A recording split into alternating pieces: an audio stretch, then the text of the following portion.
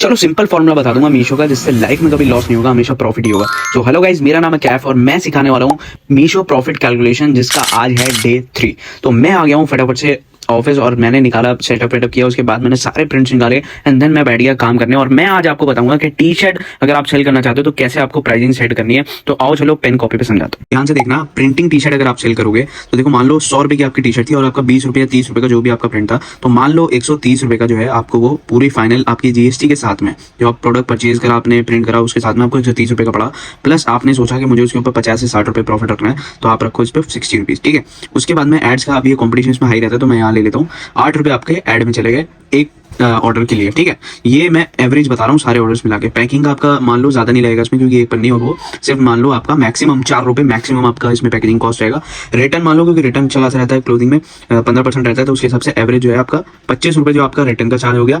Plus अब इसकी GST मान लो, देखो यहाँ पे मैं आपको कैलकुलेट करके बताता हूँ, ठीक है।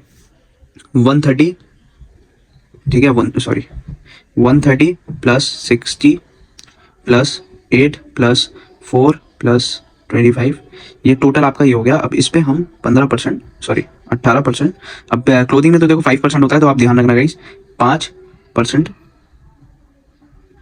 11.35, ठीक है। तो यहाँ पे हम 11.35 जो है आपकी जीएसटी हो जाएगी, तो इसको ऐड कर लेंगे प्लस 227, तो ये आपका जो है ये मीशो प्राइस आ जाएगा, जो कि आपको 238, जो कि आपको डालना है अपने पैनल के अंदर, ठीक है। ये आप डालोगे, उसके ऊपर आपका शिपिंग चार्ज लगेगा, मान लो 60 रुपए आपके शिपिंग चार्ज लेंगे। तो यहाँ पे जो है आपका, इसमें सिंपली आपको करके दिखा रहा हूँ, बिल्कुल 60 रुपए जो है आपको शिपिंग चार्ज ऐड कर लेने, तो आपको अप्रोक्सीमेटली 299 का जो है ये पड़ेगा।